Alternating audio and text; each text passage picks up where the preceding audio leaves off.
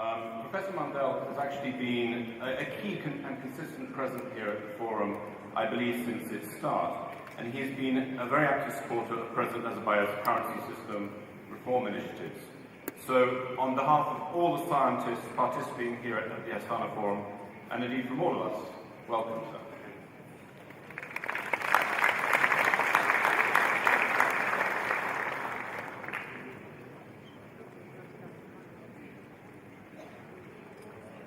Thank you. It's a great pleasure to be here, and a little awesome to speak after such 6 wonderful speeches.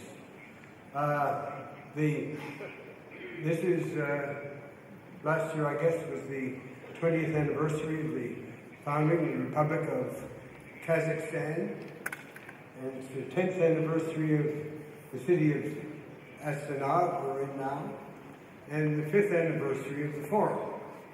For the world economy, a couple of big events happened in the last couple of years. One of them is that trade among the developing countries began to equal for the first time in their succeeding trade in the developed countries. And the second anniversary is the watermark, if you like, is the urbanization factor. That last year, urbanization of the world became exactly 50%, so half rural and half urban. Now, each one of those have different implications. Of course, the growth of the developing countries' trade means that there has to be some change in the power relations of the developing countries relative to the advanced countries. That's been gradually taking place, and there's been some movement of that in the IMF, and it certainly has to be more of it. Another aspect of it will be that now China became the number 2 country in the world as a nation, and the RMB became the number 3 currency area after the dollar and the euro. And that has significance. Very important significance would be that the RMB should be introduced into the SDR, which includes the dollar, of course, and the euro, and the yen, and the pound sterling, but doesn't include China. And I think at some point it might have to, or should include with the GDP of Russia moving forward, that it should consider whether the ruble should be a candidate for entering it. But definitely China is, despite the fact that the RMB is not convertible, it could be easily made quickly convertible for central banks, and then could be used as a reserve currency. Of course, it couldn't really become an important reserve currency until it became more available. The way a country becomes a reserve currency is that it has to run deficits, and China's been running surpluses for the past time, so it could only achieve the status of a reserve currency country in the world like the U.S. if it began to run deficits. Now, the President Nazarbayev has mentioned the issue of the problem of the international monetary system. And I know he had discussions with President Sarkozy, as you mentioned, of this. And President Sarkozy, when France was the chairman of the G20, came out with a critique of the system, which I call the Sarkozy critique, for want of a better name. And that had 3 components. One is excessive instability of raw material prices. Looking at in 2008, this big swing of the oil price from $70 to $148, and then down to $33, a 70% drop in a few months, was just absolutely never before have we had seen such gross instability and unconscionable instability in that price, because it was caused by monetary events and by economic policy. And those big swings, the second thing was the instability of exchange rates, which I mentioned. And 30% appreciation of the dollar after June 2008, in that critical period when the U.S. unconscionably allowed the dollar to soar by 30% in the middle of a recession. And it aggravated everything and broke up, nearly crashed the financial system of the United States. So what happens is that there's something behind that awareness. It's not these people at the Fed and the Treasury are very smart people, no doubt about it. But they've neglected to assess the importance of one very significant fact, which is the rise of the euro. Before the euro came into being, before the EMS, before the euro came into being, the dollar represented the mainstream of the world economy. And that's been true since the 1930s. It was the mainstream of the world economy, and if a country fixed its currency to the dollar, it was fixed to everything, and not more or less. And then the Bretton Woods system, all the exchange rates, major exchange rates were fixed. But after the breakdown of the Bretton Woods order in 1971, and we've been in a world of no order, and it creates a major problem. But what it's done with the rise of the European monetary system, it created another bloc that began to be close to the importance of the dollar and to break up the mainstream of the world economy into two parts. And that was, the icing on the cake was when the euro was created. And there was an alternative currency system, almost as big as the dollar area. And the GDP of the United States is $15 trillion. That of the euro area is, say, $13.5 trillion, depending on the exchange rate. But close, so that these are the internal. So what the Fed missed was the Fed was following a monetary policy based on something like the Taylor rule, which looks at the inflation rate and unemployment, but doesn't take into account exchange rates. They could do that under the Bretton Woods system. But why they can't do it now is because the swings of the dollar-euro rate as this number two currency has a big change in the effect of monetary policy.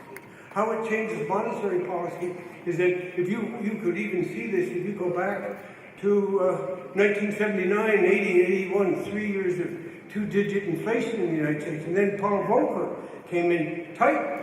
He was already in there. He helped to start the inflation, but he tightened, and the soaring, the 13.5% inflation rate of in 1980 came down to 4% in 1984. Now, nobody thought monetary policy ever would have such quick effect of that, and ordinarily it wouldn't, but it had this effect because it was associated with the doubling of the dollar against the Deutsche Mark and other European currencies.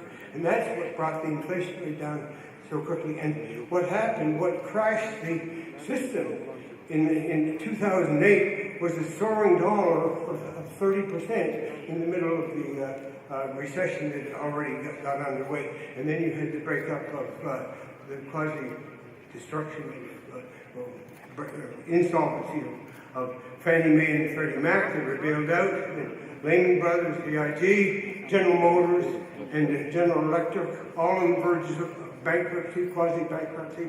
You all got those simply because you suddenly had the tight money policy in the Federal Reserve. Look, it wasn't just, you look at everything. Look at the price of oil, of course, crashed, and a good part of that was worthwhile. But gold prices came down from $980 to $720 in that period. And the U.S.